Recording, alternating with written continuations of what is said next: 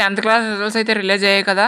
So అయితే ఎంత percentage నమోదైందన్న విషయానికి వచ్చినట్లయితే సో మనకి 86.69% టోటల్ పాస్ పర్సంటేజ్ అనేది నమోదవడం జరిగింది.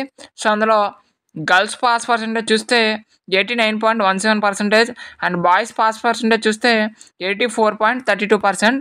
అండ్ అదేవిధంగా సో మనకి రీవాల్యుయేషన్ అండ్ రీవెరిఫికేషన్ డేట్స్ కూడా ఇక్కడ ప్రకటించడం జరిగింది.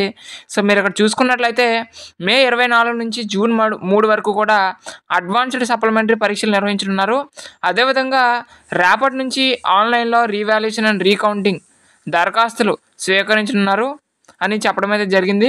సో మనకి ఈ యొక్క సప్లిమెంటరీ ఎగ్జామినేషన్స్ ఏవైతే ఉన్నాయో అవి మే 24 నుంచి జూన్ 3 వరకు కండక్ట్ చేస్తారు. అదేవిధంగా ఎవరెవరైతే రీవాల్యుయేషన్ లేదా రీకౌంటింగ్కి అప్లై చేయాలనుకుంటున్నారో వాళ్ళు రేపటి నుంచి కూడా అప్లై అయితే చేసుకోవచ్చు. సో అది ఇన్ఫర్మేషన్ అనమాట. సో ఇటువంటి ఇంపార్టెంట్ అప్డేట్స్ కోసం మన ఛానల్ అయితే సబ్స్క్రైబ్ చేయండి. Thanks for watching this video.